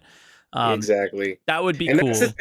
That's the thing that I was a little bit encouraging. I was a little worried when they're like, oh yeah, there's going to be all these things to do. We don't want to have like too much downtime. I'm like, most of sitting in a gunner seat is downtime. And I think engineering will probably be the same. They've done a pretty good job of gamifying most of the actual more polished systems that we have in game. Yeah. And when they said, oh, we still want pilots of smaller ships to be able to fly and maintain their ships solo, that was really what I keyed in on as, okay, it's not going to be something where you're going to have to every 5 minutes, oh, the hydro spanner needs to be reinstalled, whatever. Yeah, that was still one of my concerns, that they didn't want a lot of downtime. Yeah. Because I think that there should be. I really still feel like when things happen to you, then engineering can be really exciting. But in the meantime, general maintenance should be definitely just a very more not so regular thing, I guess. Yeah. There's a comment in chat. Big Weebs asked if a skilled engineer would be able to do anything an unskilled engineer wouldn't be able to do. And my answer to that is that a skilled engineer is going to be a lot more efficient at doing it. And so, like, if you're, say, taking your ship down to that landing zone to get it tuned, an unskilled engineer could, like, look over a skilled engineer's notes and replicate it. But the skilled engineer is going to have your ship out of commission for a lot shorter. Okay, fair enough. Yeah, I mean, we just got to see. It was just like the mining changes for 319, very vague, right? Yeah. So we still have to kind of... I can't wait to hear more about this stuff, and especially it's in such an early stage. My expectations are for this to be very primitive and very basic when we hear about it in the beginning. Yeah. What would for you be your expectations for like the tier 0 version of it? And then I guess we'll probably leave it there unless you have something specific you want to touch on. Yeah, well, so I would say tier 0, they're probably gonna I forget who said slightly more complicated capacitors is probably what you're gonna get for like Sure. the managing mode. You're probably gonna have like a panel on the side of the ship that you can open up and optimize your higher and lower levels. So if you never want your things to overheat, then you could always put your cap at it so that it won't go above a certain level. Same with like your coolers and stuff. If you're gonna go to like Yella or one of the other colder planets and you're going to be there during a blizzard, you may want to make sure that your coolers aren't turned down as low. Nice. Yeah. But yeah, that's probably the majority of it. Oh no, like we got hit in the such and such, we need to put a patch on it so that we can get back to the station to get a full repair. True. Now I gotta ask, what did you engineer your headset? What's the thing coming from the top of it? Is that just power cord? It's the power, and I have the head tracker, the track IR LEDs on the side of it. So you're just keeping the wires out of the way. Yeah, so I actually have point up it here. It's I have that going, and then I actually have some retractor, like they're name tag retractors for whatever. But my headset can actually suspend from that, and then it goes over to my monitor. Hell yeah. The reason I go for wireless headphones specifically is because I cannot stand that thing getting in my way. Oh, yeah. Yeah, I kept pulling on it, and I ended up having to zip tie it so that I can't pull directly on the jack. Yep, exactly. That's sick. But yeah, the only other thing I was going to say is my 600i's name is Error404i, so if anyone wants to apply to work on it. There you go. And then if you work on his ship, that's going to come, and you survive that, you're going to have a good recommendation for other ships, right? Like we talked about earlier. But all right, Sharks. So I'll let you go. Again, you want to shout out yourself one more time where people can find you? Sure, yeah. I'm on Instagram as Sharksbite Forge or at Sharksbite Forge. YouTube is at Sharksbite, and I do some streaming intermittently. If you guys need custom blades, like I sent one over to Board Gamer a couple months ago. Hell yeah. Yeah, it's I really enjoy doing it. I'm in the process of maybe getting on Forged in Fire. I haven't signed an NDA yet, but I got through the first few parts of the interview. Yo, let's go. All right. Well, hopefully we'll see you on television, not just on Twitch, dude. That'd be sick. Oh, yeah. All right, bro. We'll let you go, and good luck with your application. Thank you. You guys Later, have a good one. You too. All right. That was awesome. All right. And our next caller is Hastigen. Yo. What up? I'll type it in with the E because I don't know. Yes. Or, so people say it how it sounds, I guess. Yes. It's the same. Because he has this like the Swedish spelling, so I don't know what I don't know how to do all that with my keyboard. But Hest, what do you want to talk about in terms of the engineering or just the release? Or I don't care about the release.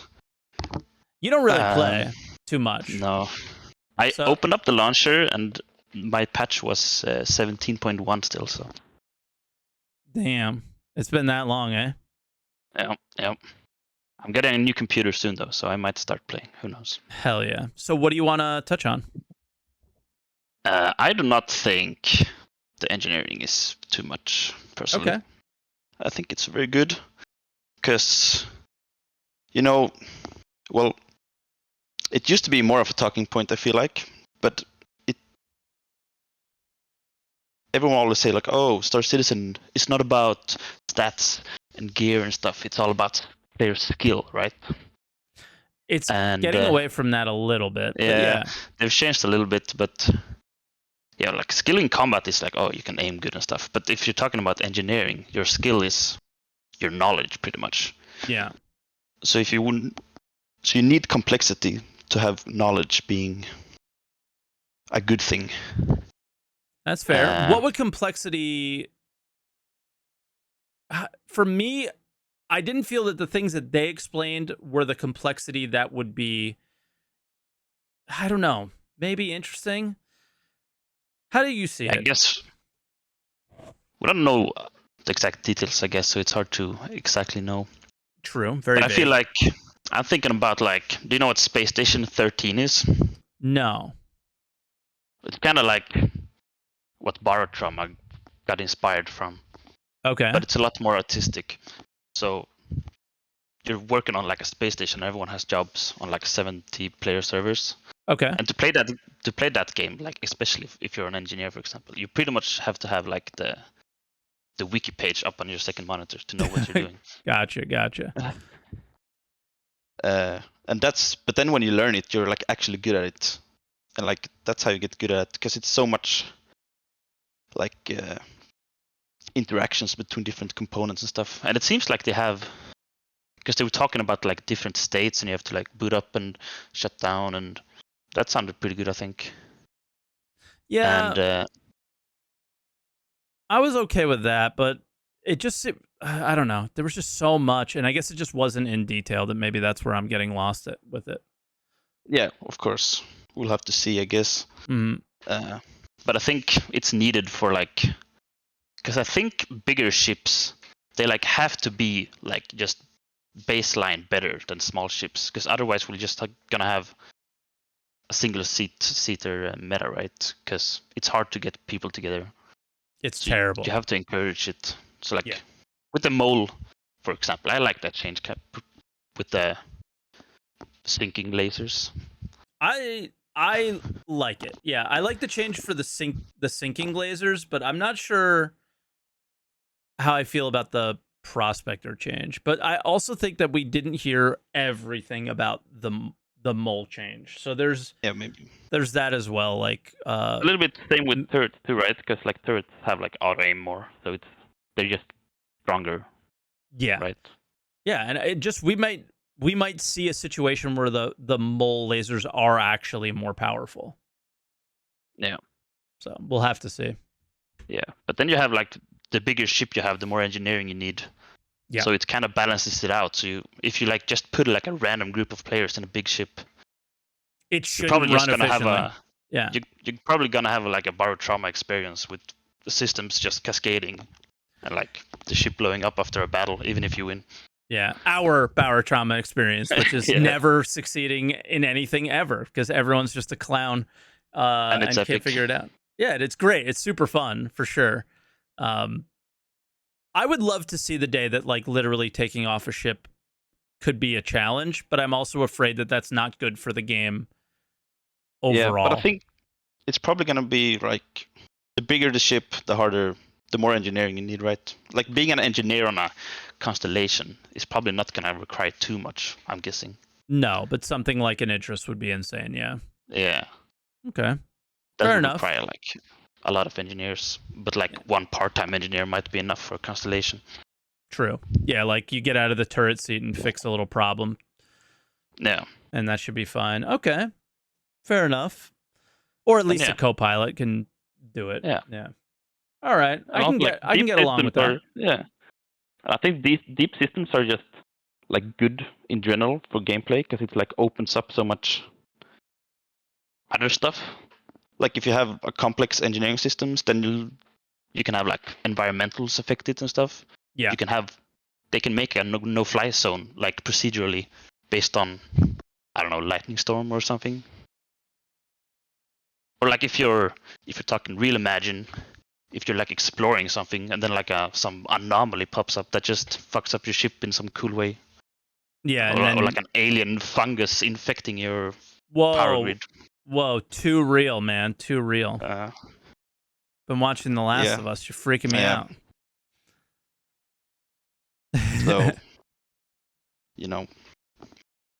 Yeah, I can say I find this so funny though from you because you're such a solo player. Yeah. It's like I was not expecting kind of for fake you. news. Okay, maybe. Yeah. No. Every time People we think I'm a played, solo player. yeah. Every time we played games, you're pretty much the lone wolf. I guess. Maybe I'm just annoying to play with. Depends on the game, I guess. True. Stellaris multiplayer soon? Yeah, fuck yeah. All right, nice. The patch coming Tuesday. I know, I'm excited. Hestigen always dunks us. Although I won the last Stellaris multiplayer match. I did good. You just have PTSD from our first game. All the other games have pretty much sucked. True. He steamrolled the first game. It was really bad. But I don't know. I just roleplay now. Anything else you want to touch on before we let you go? Yeah, no. Barotraum are releasing tomorrow too, so I think we should get a clan sub going soon. Oh, I'm down. That'll be fun. Okay. I didn't know. It's like full release? Yeah. Sick. Tomorrow. Okay. That's super topical around like this. So, yeah, all right. We can see it in action. True. I'm down. Nice. All right. I'll let you go, Hess, but thanks for calling in and thanks for your insight. It definitely opened my eyes up a little bit more of maybe it's not too complicated. Maybe it's needed. Yeah. So thank you for that. All right, bro. We'll let you go. Good luck with the game. Yeah. I guess. Yeah, I only see your thumbnail and it's just the launcher. Yeah, man. It's been brutal. So it's whatever. It's been a lot of fun. So I'll take it. See ya. Later, bro. Our next caller is Danger Vince. Can you hear me, man. Danger? Hey. Yeah, can you hear me all right? I hear you fine. Yeah, I'd like to talk about engineering. I have to say, I was not expecting that, and I'm being honest, because the complexity this could offer the game, I think, is going to be huge, and it's going to be good in the sense of both for PvP and PvE. Okay. And the way I see it is, it's what they said, but it's also what they didn't say. Now, if you think about it, any component could be repaired by an engineer. That's good. Sure. But they say that a saboteur could get on board a ship and maybe disable the power plant. Yeah. And it's still baseline. We still don't know the full details. But already during that initial briefing, I was sat there going, Yeah, there's been quite a few times I've been on Overwatch on Jump Town waiting for my buddies to appear, and I see a C2 land, and it's just one person, but I know it's a whole crew inside that bunker, inside the facility. Yeah. I could just sneak on board that C2 and disable the power plant and give my guys a little bit more time to arrive and then sneak back out. And to me, that excites me. That gives me a sense of, yes, they're offering this level of complexity. There's so many different avenues we could go down, but at this stage we don't know. So it's still, we don't know. First off, someone in chat called you Scotty because we're talking about engineering gameplay and your accent. Second, I'm going to piggyback off your point a little bit. Even more so, I think it will force that C2 in the future to not be a solo player. So if you are going to do something, you have to get through. You're going to need to have your own crew to board. It adds the challenge of, I guess, PvP, competition, whatever. Yes. It ups that a whole notch, you know? Yeah, exactly. It's, like I said, we don't know, but this is like for yourself with the mining changes, this is what I'll be focusing on every time there's a monthly report. I'll be scanning that monthly report going, okay, is there anything mentioned about engineering? Yeah, resource management, engineering, all of it. Yeah. I'll be keeping a very close eye on that. But yeah, I'm very excited about it and the possibilities. But at the moment, we don't know. Nice. Yeah, I mean, what can we do? Again, both the mining and the engineering were vague, so we're just going to have to see when we hear more about it. But both are exciting in their own way, that's for sure. So the other point is about complexity. So that's going to be a very difficult kind of edge for them to balance because, yes, complexity is good because it gives us a lot more options. It raises skill level, etc. But if you make it too harsh, it will put players off. And have you ever played DCS World at all? But their chat's always trying to get me to play, but I keep saying no. It's incredible because if you take just purely the radar on DCS World versus as Moist Noodle, following Moist Noodle, he talks about the magic scanner in Star Citizen, and it's true because as long as it's in range and as long as your scanner can see it, you'll be able to pick it up. In DC World, there's a lot more complexity. You've got to be able to hone in your radar because it scans out in a cone, and not only that, but if you could still see a target, you could still see a contact, but they could go cold. They could quite literally, they could turn off their radar. So that's an example of complexity, and it just shows you the potential that we could have in Star Citizen. But if you make it too harsh, we still need an influx of people. We still need a community. Will it put too many people off? And I think that's the real question. World is a popular game, but would the level of complexity in DCS World be good for a game like Star Citizen? That's really the question that I'm asking. Because again, I keep pointing to, I see Spectrum posts, I see Reddit posts. These people aren't even able to handle basic interactions with other people in an MMO and understand that these things are going to happen. How, taking it to that level of sim, maybe that's what they want. I don't know. It's that's the real question. Other things about new player experience as well. I mean, my first example is you take EVE Online. Your new player experience when I started playing it was they give you a mission, you fly out in your starter ship, and your starter ship just blows up. You go up against a stronger ship. You go back in the pods to your space station, and the first thing it actually says is, "Oh, by the way, ships blow up and you lose them. Please get used to this." So it's almost as if you kind of need that baked in at the beginning stages. That way people know, okay, this is the game I'm playing. This is the consequences of my action, and this is how I need to adapt and learn from it. Yeah, I just see as time goes on, the game that Star Citizen was meant to be is starting to happen more and more. And as it is, the current player base is getting more and more upset because the current player base is not playing the game as it was intended to be. They are enjoying this husk and they love it. And as it's becoming full with life, they're getting frustrated by it, and Yeah. it's I find this to be a very interesting social experiment at the moment, and it makes me giggle every time more of the game comes online. More of those types of players get upset, and it is so satisfying for a person like myself. I've been waiting for those to come online, but yeah. No, it's going back to MMOs. That's one thing you learn in MMOs. Every time there's a new patch, played WoW for many of the year. Every time a new content patch or new expansion appeared, it was a case of, okay, I need to relearn raids. I need to relearn how my character operates. Yep.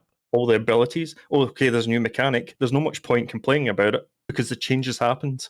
Exactly. It's how I adapt to the situation and go forward. I mean, I guess at this point you can give your feedback still because it hasn't happened yet, technically, but yeah. Exactly. Yeah, but I don't know. Is there anything else you want to touch on?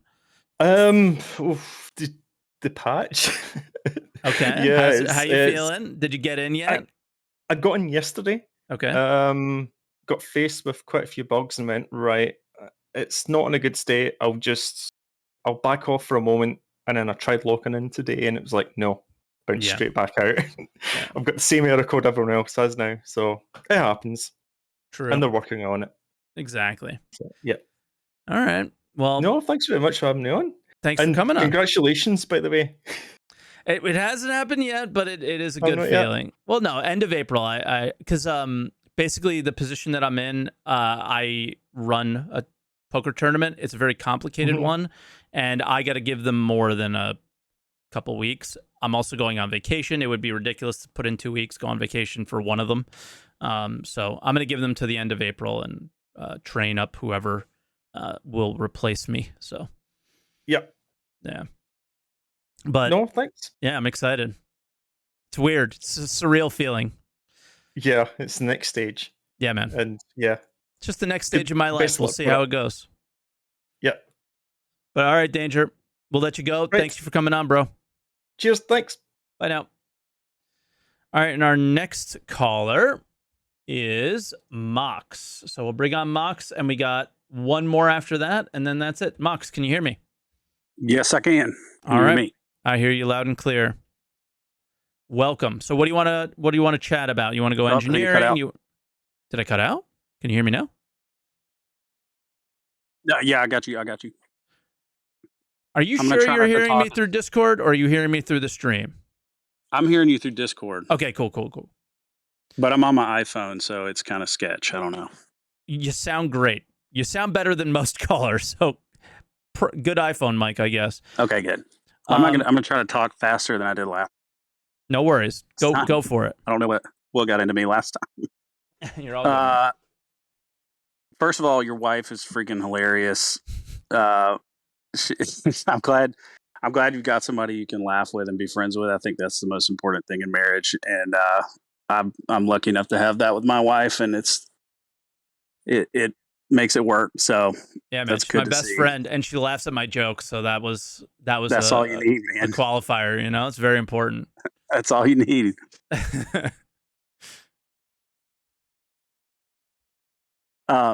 So quickly about the patch. I mean, it's a boneheaded move. I think. I don't see how it's a win for anybody, for either side, for CIG or the players. So that's why it's kind of puzzling to me. Mm-hmm.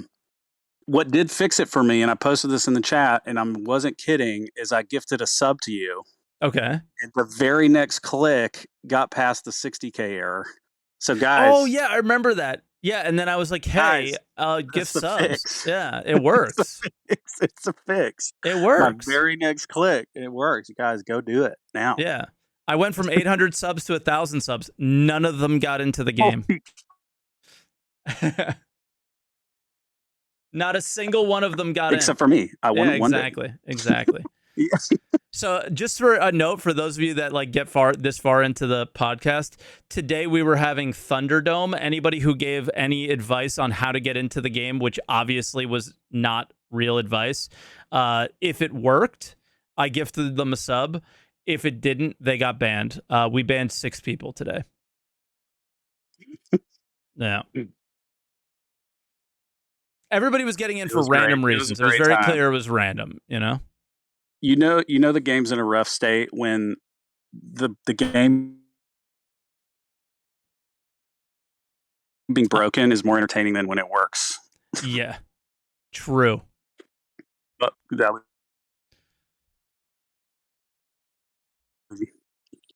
yeah, Ma- watching.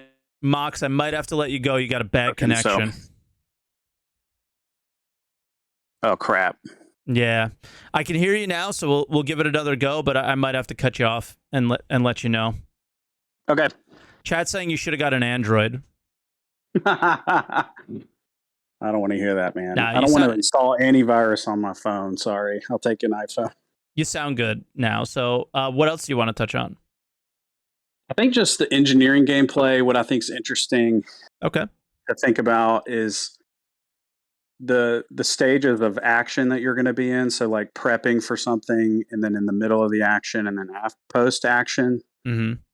Prepping, it's easy to imagine, but I think it's going to, in all three stages, it's going to come down to how they balance it. How much in a PvP situation, if you assumed, let's say you had assumed identical pilot skill, even identical pilot movement, where the two ships are mirroring each other, how much is the engineering going to play into it? So a super well-tuned ship, how much advantage is the well-tuned ship going to have on a not well-tuned ship? Or to me, the TTK impact will be interesting, and it'd be fun to discuss. Like in the middle of a battle, if you have super stacked engineering team, is that going to actually increase the TTK in a battle situation where you would think so? You would keeping hope the so. ship alive? Yeah, and how much that is going to be impacted will be interesting, because if it's not enough impact, it's going to feel like a chore job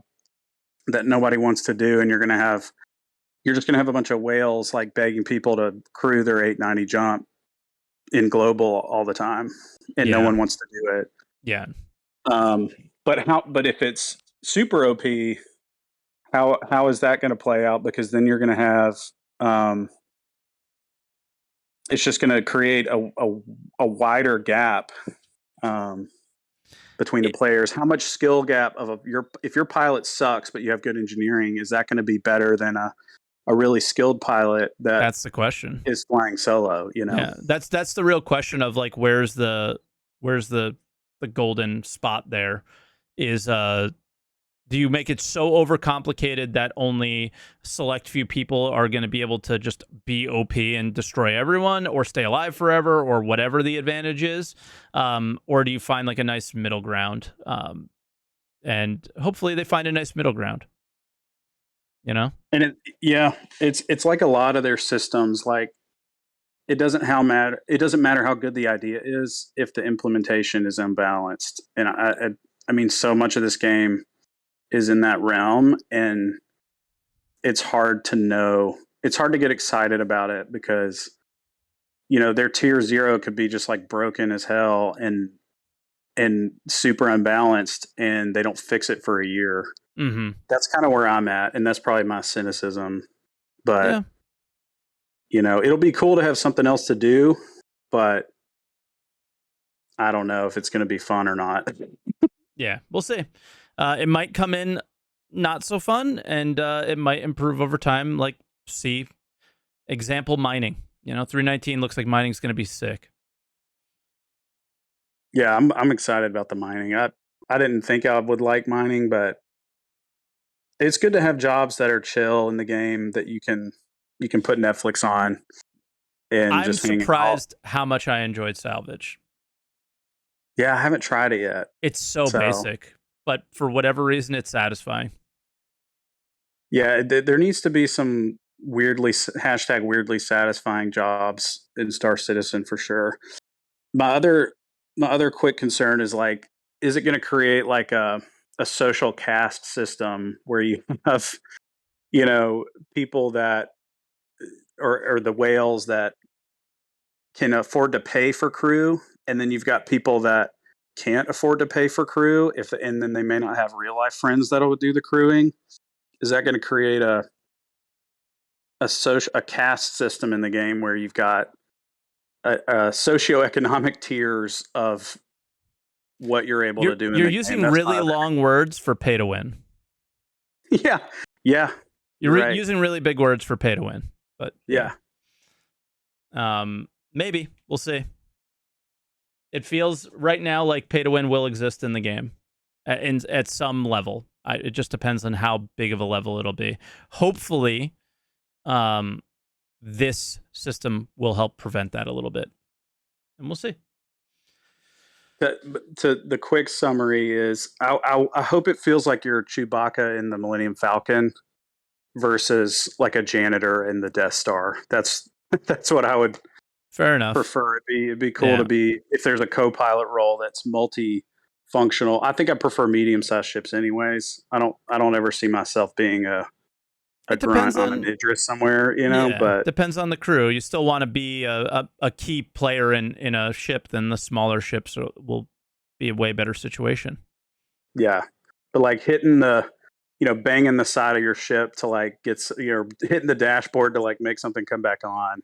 Mm-hmm. That sounds pretty cool. Or getting out of soft death. I think that's a cool idea, where you get popped by somebody and the pirates are making their way over and you're desperately trying to fix the quantum drive and you get it back up, and then, before they board, you're able to zip away. I think that sounds cool. So that would be my tier 0 must have, is engineering has to get you out of soft death. That would be sick. Yeah. And maybe some gravity boots like in The Expanse, where you can actually walk on the outside of your ship. Fair. I'll take that too. I don't know how they're going to do any of this without gravity boots. If you're in a battle and you're trying to fire hydrant something and you're going to be getting yanked all around the place with I forget what they call it, but like the G force changes going to be force reactions.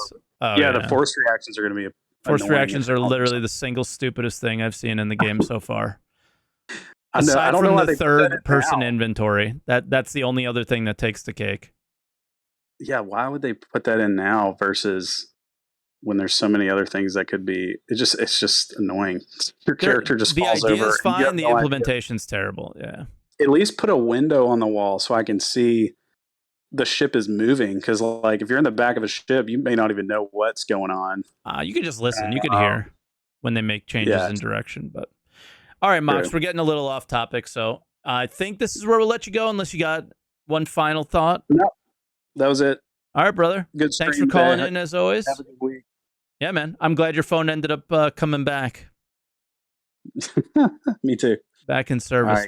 All right, brother. Mike. Talk to you soon. See you. Bye. Bye now. And our last caller today is just some random guy who waited the entire time in the queue, just to leave the moment I pulled him into the live channel. His name is Burks. He streams on Twitch like sometimes, but what he doesn't know is that the green room is closed and he can't get back in. So his meme it brings it to the point where there's no other callers, I think. Oh man, that's actually funny. I deserve this. So for those of you guys that don't know, on Friday, Burks and I were streaming together waiting for the patch to release, and I couldn't take it anymore and I left. And as I was saying goodbye to my channel, thanking them for all the support, it was one of the most highest support streams I've ever had. I was unmuted and talking on a stream. It was so embarrassing. So yeah, that happened. But I guess we'll leave the show there. Thank you, everyone, for calling in. It was really enjoyable. We got a really good show out of here as we waited for things to happen. And unfortunately, they're still not happening. And like I showed earlier, I'll bring this up again. Let's see. Current status is major outage here. And then on top of that, they've updated their known issues to, I know this is a little bit of a blast of white, the 1903, 1904, and 6015s are pretty brutal. So, yeah. But I am getting flashbanged by this right now, so hold on. Try and get out of this. They all want Burks to come in, but he can't get in, guys. It's over. The show's over. I know he's very famous. He's a good guy. We love him. But he would have to join the lobby to get in. He can go in the gray room down at the bottom. There he is. Okay. Don't you leave again. Don't you leave again, you son of a bitch. I'm not leaving. Right. I clicked go live on my my camera and my Discord crashed, so I'm not going to do that again. Oh, yeah, dude, that happens sometimes. Yeah. The new Discord update is actually kind of garbage. I'm not going to lie. Yeah, it's not even this update. That happens for people like the last time people were calling in and using their camera, that was happening a lot too. Yeah, so weird. So not only did my Discord crash, but also my voice activity, like the little green bubble's not lighting up when I'm talking. It's so weird.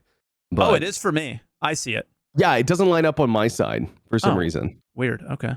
Yeah. So I always have to ask people like, can you hear me? Can you hear me? Yeah. But anyways, I just want to introduce myself to everyone. I'm Million Follower Burks. And, I kind of run this show around here. So, Mike, Dude, I want to start this podcast. So embarrassing. That was the single most embarrassing thing I've ever done in my entire streaming life. That is one of my pet peeves is don't do that to other people. And I literally fucking did it to you. It was so embarrassing. It's all right, dude. Honestly, it's like, Mike, I'm your number one fan. So I'm just happy that you're getting support. I didn't even gift any subs. I didn't even sub. I didn't even follow you that day. And I still felt appreciated. Oh, God. It was terrible. I mean, Mike had the most genuine, most heartfelt thank you to his chat. Yeah. And I just got an insider view into all of it. It was you and everyone watching you. That's true. Yeah. That's true. But we were all happy for you, Yeah, true. We're Team Mike. Team Mike, let's go. How's your experience since Friday? Well, Friday, my experience was really good since, I think I was the first person in the game and on the planet. Yeah. You were one of the only people playing. I was so lucky. I heard your server had 15 people on it. Yeah. I had 10, 15 people on my server. Nobody else could get in. And I was just unbelievably lucky. I think I was reasonably lucky, potentially, you could say. But sure. It was a huge bummer for everyone who couldn't get in. I felt more bad than good. And on Friday evening when I got in, everything was working relatively well. And so I do think a lot of these issues that we're having are just a result of the overcrowding. But I think that it is a bit of a bummer to think that a population of this size, even if we all are coming in at once, will never be able to, at least with this infrastructure, play Star Citizen at the same time. And maybe that's something the CIG needs to continue to hammer out as our community grows, because we've grown significantly over the last 2 years. I feel like it was Jake or Xylo or somebody mentioning the fact that they got significantly more people than they expected. Obviously huge positive there. But yeah, people are interested in this game now, so they have to be ready for this number of people. Yeah, what did they say? They gained 750,000 new paid accounts, not free flies. They said paid accounts. Yo, that's wild. They said last year that was what they gained over the different free flies and signups in between 317 and all that, which is unbelievable. I don't believe that. It sounds made up, is what it sounds like. But it's pretty insane the number of people that were actually waiting for 318. A new wipe, a fresh start. People were excited about this. And my one worry now is that because of the way things have gone down, how much have they missed out on, not just financially, but community sentiment that they could have, totally gained from having a more smooth launch or something like that, right? Right. So I think my biggest takeaway from this launch is they have got to transition, because if they like just keep on waiting until we're like beta or like quote unquote live, then we're going to be waiting a long time. And why not set up a healthy patch release cycle now while we're waiting for that stuff to happen, right? While we're waiting for that transition. So like what I think that CIG probably needs to do moving forward is, instead of releasing it the millisecond it's ready, like they've been doing, is they need to like, okay, let's say they finished it on Friday. Hey guys, we're super happy and excited to say that we've tested this. It's smooth, it's good, there's no more issues, we're good to go. Now we're going to release it next Friday. We're going to release it next Wednesday or Monday or whatever. Like actually give us a finished patch, then a date we can get excited about. Instead of like, oh, it might be today. Here, it's going to be finished in the millisecond it's ready. We're slamming the go live button. I think that makes it a lot more reasonable to, schedule devs to work on it, to have players who are excited looking for the patch, and you don't let people down because you missed a date and then, oh, it's tomorrow. Oh, it's tomorrow. It's tomorrow. Yeah. And then it gives them I almost think if you look at the history of the last couple of weeks, it's almost like that's sort of what they did without saying it. Like they were like, all right, guys, like we like what we're seeing here. We need you to get in the PTU and hammer this thing over this weekend. And so we can get as much data before we go. Like it was almost like they felt ready, and then we're trying to get as many people as they could into the PTU to just break whatever else could break on a launch day. And clearly in a 6-month PTU cycle, you're just not getting the concurrency you need in that scenario. There's no way they got enough people in that PTU knowing what happened on Friday. And they never will. They never will. Why would they? Like, yeah, I mean, the statistics are there. It's like only a few servers even are live at a time on the PTU. Like there's only a couple of servers. You could literally go see this for yourself. You hop into the PTU, go hop, and you're going to see the same names on every single server. Like sometimes you'll get into a server and there's nobody else like even in that region. And so that's a bit of a bummer that they're never going to be able to stress test the same way. But this is just something CIG is going to have to work around moving forward, right? Yeah. Hopefully it's big data, big lessons learned. Because how I look at it is that I was really bummed out. I had a 13-hour shift, man, yesterday. That sucked. I mean, the idea that I was never going to get in anyway probably makes it feel a little bit easier. But as someone who, obviously like makes content for the game, I want to be here. I want to be able to post videos. I want to be able to stream, but I also just want to be able to enjoy the game. And the idea of that it makes it a lot easier for me now, knowing that I feel like every patch from this point forward is a big one. It's a meaningful one. I don't think once we get past this like persistence stage and start stabilizing this stuff, and then again, once we get past hopefully a 4.0 type server meshing environment, I feel like we're going to experience these type of hype releases way more often. So like, yeah, I missed this one a little bit. We all missed this one a little bit. Maybe the new hype is tomorrow or in a couple days when people are actually able to start getting in, but I feel like this is the start of something special. So I'm not absolutely. Other patches I would have been pissed off. I just don't have that feeling this time. No. I'm not even mad at CIG necessarily. The thing that I do am a bit disappointed about is I do wish they would have waited. And if a lot of people were like, weren't you wanting the patch to go live? Weren't you wanting the patch to go live? And the answer is obviously yes. But if you listen to what I was saying, it's that I would rather have a patch that's like ready, and because there are issues that they knew were in the game, like the SBK thing. They knew that SBK was still broken and they chose to launch the patch. They knew that the seed bug was in the game and they chose to launch the patch.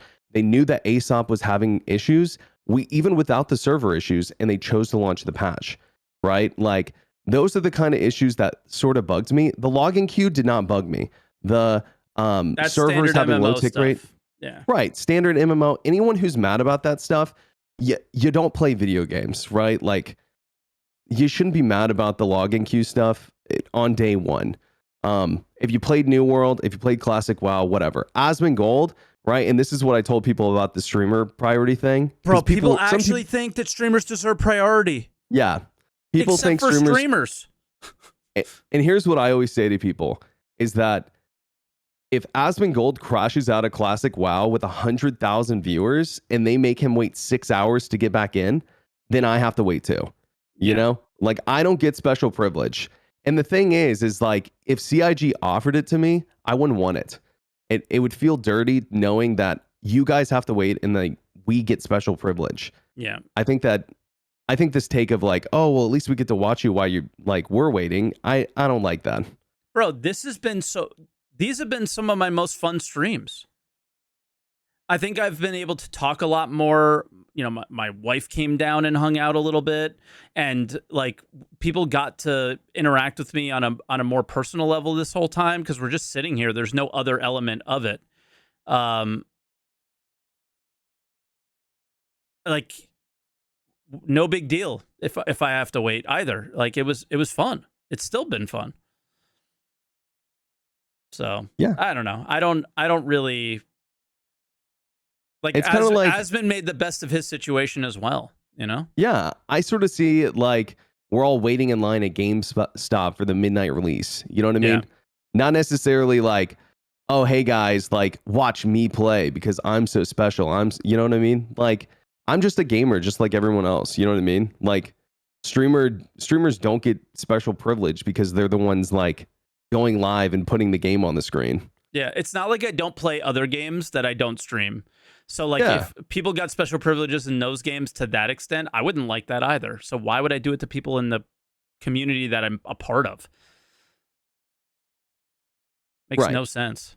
Yeah, and like people really like way more than expected I've seen advocating for something like that in Twitch chat, on Spectrum and Reddit and stuff. Like what? Yeah. Wild. So overall, you know, I think the CIG knew the patch was going to be bad.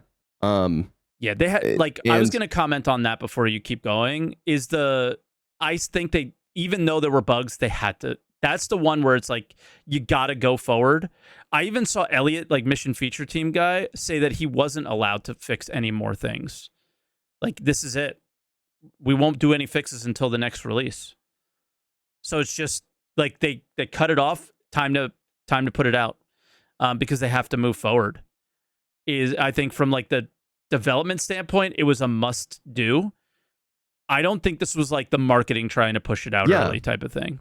It's basically what I I'm don't saying. think it was marketing either. I do think it was a higher ups decision. Like they needed to move forward, but it doesn't mean that, you know, it's going to be happy. Yeah, we don't have to be happy about the fact that we're getting it unfinished patched. No. Right? But that's fine. Here's the positive note of potentially what happened over this weekend and someone pointed this out to me, so this wasn't, you know, I didn't even think about this until they did. Okay. Is that potentially the amount of people who have been beating their head against the wall this weekend and submitting IC reports and stuff, hopefully CIG is going to come to their desk on Monday and be able to fix some of these issues fast. That's a bit of copium take, but hopefully by the end of the week, we'll have something a little more stable. Maybe not. Maybe people stop playing. You know, maybe we could divide the community up into Group A, Group B. You guys take Tuesdays, we take Wednesdays, so on and so forth. But no, weekends I'm kidding, and every other holiday. Yeah, weekends and holidays. I think what I really hope is that, because here's the thing, there's no way this didn't cost them money. This is probably costing them a fortune in terms of, you know, we talked about it on our stream on Friday, the idea of selling these ships out of game that should absolutely be being sold in game just to make more money. Well, you missed that opportunity, brother, because nobody can play. So good job there. And I hope that that's something that marketing sees and the higher ups, not just like from a never, like this can't continue to happen on the scale that it happened this week because it's just so problematic. And hopefully that becomes like an initiative that they really do their best to prepare for concurrency of this or even higher. Yeah.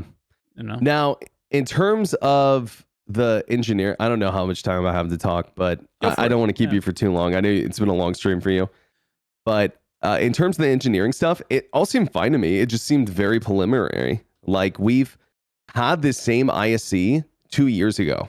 Yeah. Like the same IC, it just had different visuals. Yep.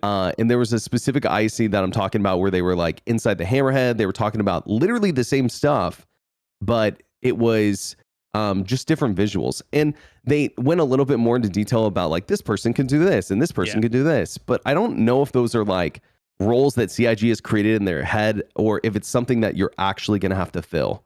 And I think engineering, because you guys were talking about would a good engineer make or break a fight? Well, in Sea of Thieves, it does, right? Yeah. And it's not an quote unquote engineer. It's like repairing, shoveling water, that kind of thing, putting out fires, repairing your sails, all that. But yeah, it absolutely does. Like if you have good engineering on your team, 100% you win the fight, even if the other team is better. So I think that creating a dynamic like that is good, but tedious work is not.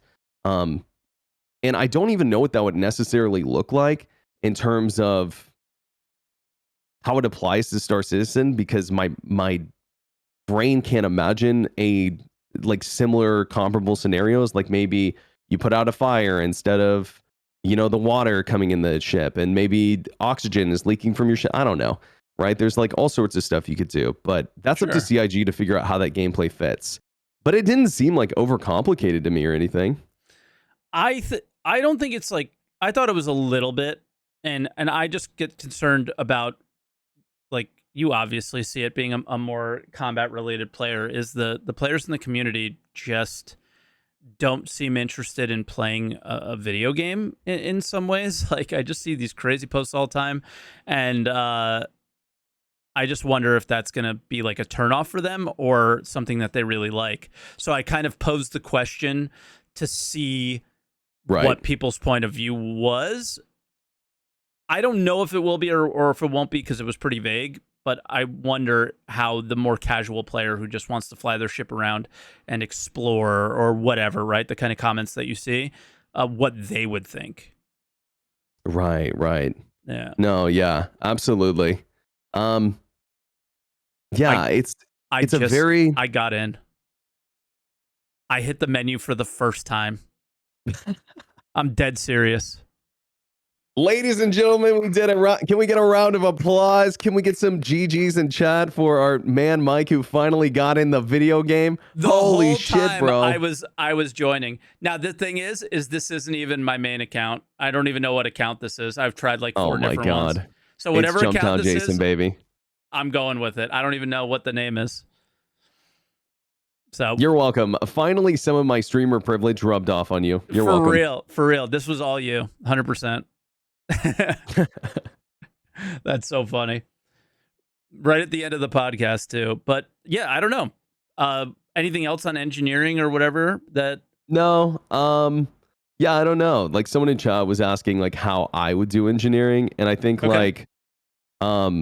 yeah, no. It's like, have you guys, if anyone here has played War Thunder, I think that the degradation of like components in that game is really sick. How like, does it You work? lose a wing, you lose your propeller can go out, and then you can like glide down, like all sorts of stuff like that, where like your guns can jam. And it'd be cool if there was like maybe similar principles in Star Citizen, and then your engineer could go and fix that thing. Or even like if you have ballistics on your ship and your engineer can like, go reload that turret for you, or reload the main guns for you or whatever. I think that'd be kind of cool. But aside from that, I don't really know. Like, I think that the guys at CIG probably have a much better idea of how this stuff should work. And yeah, I haven't given it too much thought, to be honest.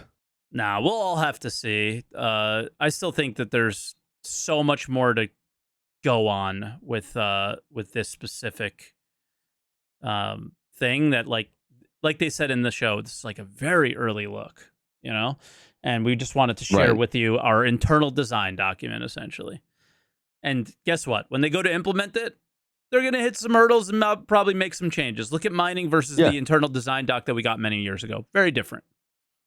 Very similar, but also very different. Yeah, Absolutely. Yeah. Absolutely. All right, brother. Cool. What are you doing today? You streaming today? Dude, I'm moving. I'm True. moving So today. you're moving today, and when are you going to be back to stream?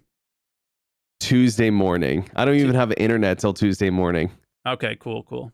Yeah, but yeah, good luck, dude. I figured if I was gonna take a day off, today would be the day. Anyways, You're damn so right. Yep. And I'll it's Are looking. you gonna like play that. after this?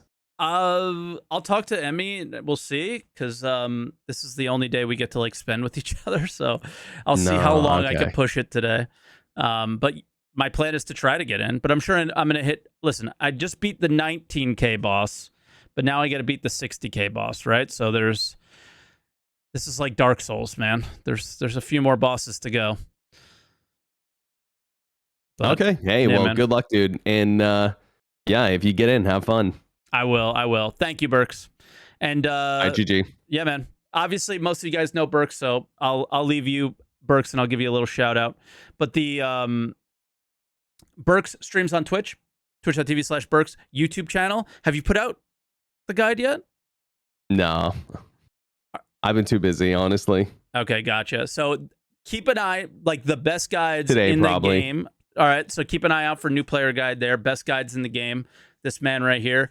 So make sure you give him a follow and all those things, because I got a lot of followers for shouting out on his channel, so I got to give him the same. All right, Burks, I'll let you go, brother, and I'll see you in game. Let's hold SPK down for real this time. One of these days. Hell yeah. All right, I'll brother. see you soon, dude. Later, bro. All right, guys, that was Answer the Call. I hope you guys enjoyed it. It was a lot of fun. Crazy, right at the end, able to get into the game. I've been trying for literally 3 days. It's so ridiculous. So thank you for watching. If you're new here, make sure you hit the follow button if you're here on Twitch to catch future Answer the Calls and other content. I stream every day but Monday. This week I am streaming on Monday, though, and I won't be streaming on Tuesday. Yeah, check out my YouTube channel, all those things. This will be up on YouTube later today. So if you're watching on Twitch and haven't caught the whole thing, it'll be up on YouTube in a little bit. If you're watching on YouTube and you want to partake in an Answer the Call, Sunday mornings, Eastern time. And now that I'm possibly going full-time, we might be changing that day or doing bi-weekly, some days on Friday nights and maybe others on the Sunday mornings for the EU people. So that's kind of my thought process there. All right. So thank you again for watching. Check me out on all those socials, and I'll see you guys next time. All right.